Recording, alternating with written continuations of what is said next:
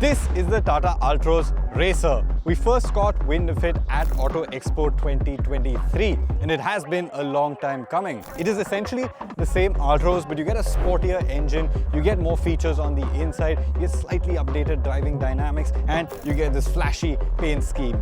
Now the question we're trying to answer today is, does this car light the fires in the hearts of the enthusiasts? Is it fun to drive? Should you, my fellow enthusiasts, be lining up outside Tata Motors dealerships to pick up one of these? We're going to find out by driving it on coast, and we're going to start by sitting in the car with an actual racer.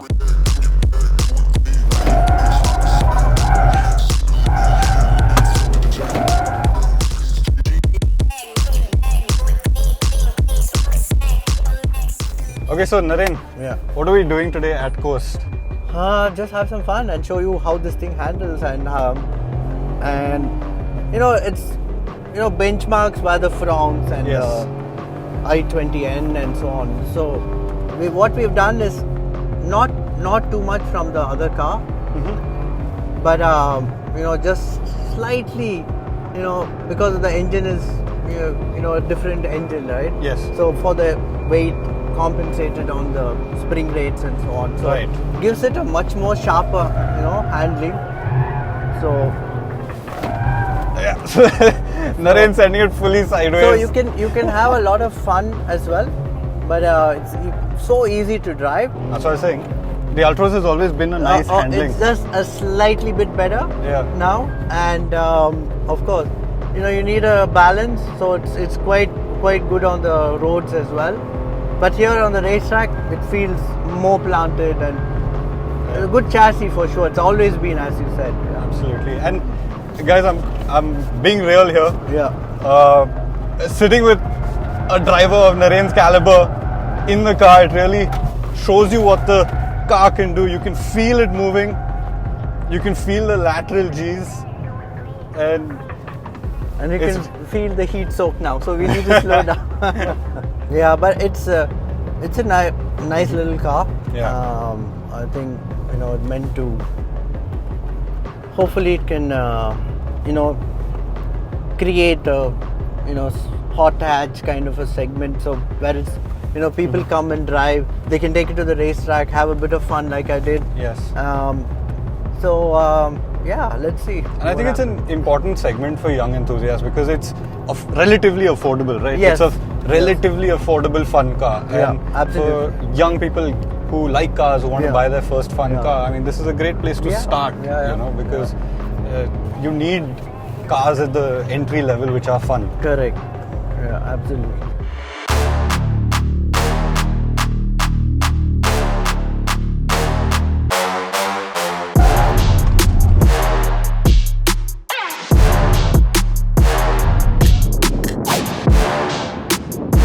Okay, so let's start talking about the engine first. New 1.2 litre turbo petrol. Okay, it's not new, it's the same engine as before, but it's in the Nexon state of tune. So you get more power, 118 bhp, 170 Nm of torque. That's a lot more performance than the standard iTurbo, and that's why they're calling this engine the iTurbo Plus, because it does make more performance. And you feel that performance. You get on the accelerator, there's a nice strong amount of torque. It pulls strongly. You've got peak torque all the way from 1750 RPM. So the engine is really nice. You've got strong performance, much stronger than before. The exhaust has been tuned a little bit, so it does sound a little different, particularly when you're outside the car. When you're at the back, you can hear the exhaust rumble and grumble a little more. It's quite nice. It's not as nice as the i20N line. I think Hyundai has done a better job of the i20, but this is slightly different as well. Refinement, look, this is a 3-cylinder, so you're not going to get creamy, smooth refinement. You do hear it a little bit. Vibrations are reasonably well contained, but you can hear the engine. It's not the most sportiest sound. It is a little gruff and a little industrial. But you know what? I don't really mind it because you have the performance. As long as the performance is there, I'm not going to complain. This engine comes mated exclusively to a manual transmission, There is no DCA automatic, no AT transmission yet. on the Altroz. And I say yet because this engine does come with a dual clutch in the Nexon. So Tata Motors is saying that this is the Racer, we need to keep it pure and true. I'm not complaining, save the manual and all of that. And on the track, it's crazy fun with this manual. Now suspension changes, a few tweaks to the suspension to make it ride and handle a little better, so it feels a lot more planted on the road, and on the track you get a little more dartiness. But there's a big change to the steering. They've updated the weight of the steering to make it a little heavier at speeds, and I must say it's quite nice. You get nice weight through it. You've got good feel about what's happening on the front end. It's quite heavy at speed, which I like. And out here on the track, the Altroz Racer is a fair bit of fun. The dynamics of the Altroz have always been its strong suit. It's always been a very nice car to drive. It's always had a strong platform with good solid underpinnings, but the letdown has always been the engine. It's never had a drivetrain that can let you exploit the chassis really hard, and that's finally changed. You have a drivetrain that lets you exploit the chassis fully. If I do have one complaint about the Altroz on track, it's the tires. You know, they've slapped on MRF economy tires on this car, and when you're out on track, it's just squealing the whole time. The first thing I do if I really wanted to drive my Altroz Racer hard is swap out the tires for better, more grippier ones. That will lift and elevate this driving experience even more and give you even more performance, especially in the corners, which is where we all want it, than it already has. There's nice stability at speed. It feels rock solid. The only thing is, I wish there was the option to turn ESP off. You can't do that at the moment. When you're in the corners or exiting the corners, if you still have some amount of steering angle dialed in, it sometimes just doesn't give you full power. Okay, the red flag is out. That's it for our track session. Now let's be fair, not everybody is going to get to drive an Altroz Racer on track, and I'm sure a lot of you want to know what it's like. So let's head out onto the road and see what it's like in the real world.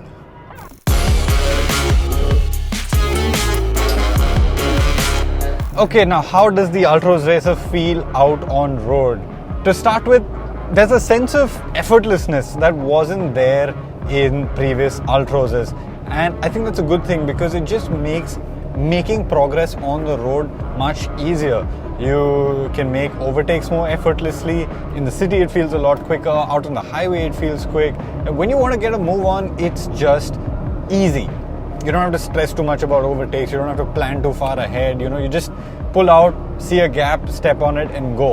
Obviously this is not EV quick, but it is quick. You know, you can get up to 120 speed limits on most expressways very easily, and even beyond that, like we were driving on the track, it's not too hard to breach those speeds. So the effortlessness is certainly there. The gearbox, even whether you're on road or on track, you still find it a little notchy. It is a little hard to shift, and there is a technique actually to launch and to shift it without bogging the car down too much. And the more you drive it, actually, the more you learn it. So this is not the sort of car that, you know, you jump into and you're immediately fully comfortable with. You know, there is a slight learning curve. You know, when you want to launch the car, for example, you learn that just dumping the clutch will make it bog down. You know, you have to slip the clutch a little bit and then launch it. It launches a little smoother. Similarly, when you're shifting gears, if you get fully off the gas and then try to shift, it sort of bogs down a little bit. You know, you've got to let off but not completely and then shift while still slightly on the gas, and that's a slightly smoother shift. And once you learn its little idiosyncrasies, then you're a lot more comfortable with it. Now coming to the way it drives on the road, the way it rides over our roads, that remains really impressive. You know, the Altroz has always been a very comfortable hatchback, and one of its strengths has been its ride quality and its body control, and that remains with this update. So out on the highway, it does feel very planted, it does feel very composed. When you're sitting at 100 kilometers an hour, you don't find it being floaty or uncomfortable in any way. It just feels rock solid and planted. It rides over bumps reasonably well, so there is plenty of comfort, I would say. There is a slightly firm edge, but I wouldn't call it uncomfortable by any measure. I would call it connected.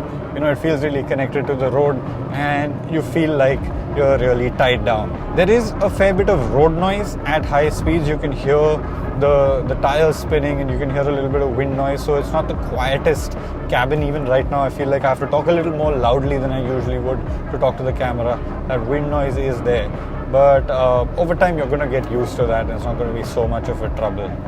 Out in the real world, something you might miss actually is the automatic transmission, because our cities are congested and there is no automatic for now. So if you want this iTurbo Plus engine, you're only getting it with a manual transmission. There is no automatic, and I think that's going to keep some people away from the Altroz Racer. I know for a fact that a lot of people looking at these small cars look at them as city cars, and when you look at them as city cars, you're going to spend a lot of time in traffic with them. And that's where the automatic just comes so handy. I know we're enthusiasts and we keep screaming, save the manual, save the manual. And we love our manuals. I would drive a manual as much as I could, but when you're looking practically, look at the market, there are people who want an automatic. But that said, this Altroz Racer package feels really nice. It feels very rounded and really fun, you know. I'm enjoying my time behind the seat of this car. There are a few things I would like to have changed. I would have liked the seating position to be a little bit lower. You know, since this is a sporty car, I want to feel like I'm sitting inside the car rather than on top of it. And this seat, even in its bottommost setting, isn't as low as I would have liked. Another thing I would have liked to change is this material on the gear shifter. You know, this is a tactile point that you touch a lot, that you spend a lot of time holding, shifting, moving around. And it's just this rubbery, hard plastic, you know. I mean, it doesn't feel too special. I think Tata Motors could have really taken the time out to think of what to do with this manual gear shifter, you know, done something iconic like the Golf GTI's golf ball transmission, or Honda's Type R's, those metal ball transmissions with the red lettering. There's a lot of potential and a lot of identity can be created around this manual transmission, especially since this is a sporty car. But that's not been done, and that's something that I don't really like. I feel like this tactile point should have been a little better.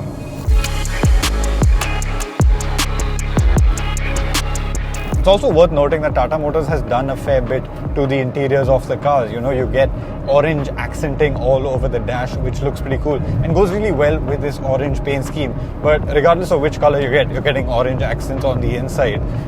You get orange accenting around the gear shifter, you get orange stitching on the seats, and you get these stripes also on the seat back and the seat squab. You also get the Racer lettering stitched into the headrest. So small touches to make this feel a little more sporty. In terms of equipment, it's fairly on par with the standard Altroz, but you do get a new digital cluster, which does look pretty cool.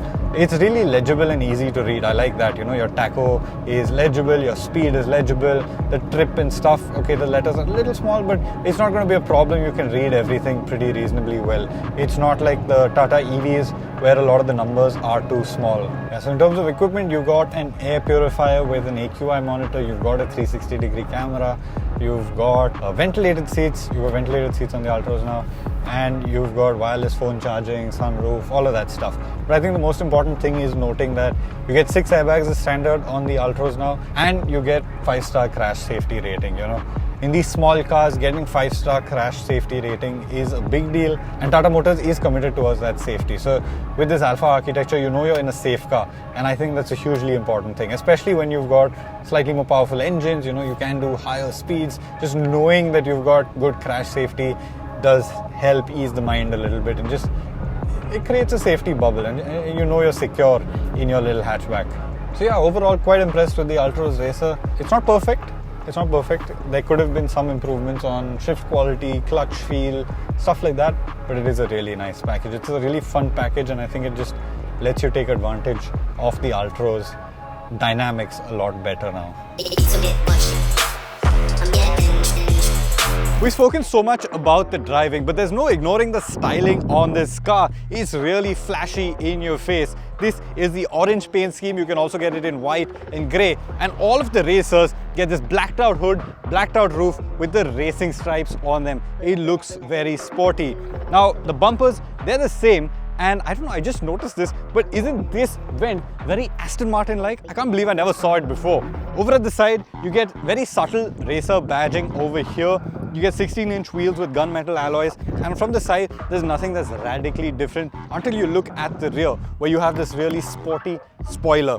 Another thing that's different over here is the iTurbo badge. You actually get a badge that says iTurbo Plus, which indicates that this has the more powerful 118 horsepower engine. Overall, the car looks really sporty, looks really menacing. They haven't done too much, they haven't slammed it to the ground, lowered it, or done any of that sort, but it does look very nice. The racing stripes, not everybody is a fan of it, I get it. A lot of people have said that, oh, it's not 2002 Tata Motors, what are you doing? But I don't mind it. Honestly, I think it looks cool, it looks different, and you want to bring out that sportiness on the car, look a little different, and the Altroz does that pretty well. Now we have to talk about prices. The Altroz Racer starts at rupees 9.5 lakhs, goes all the way up to 11 lakhs. And these are the manual variants, and like for like against the i20 N-Line manual, it slightly undercuts it at the top end.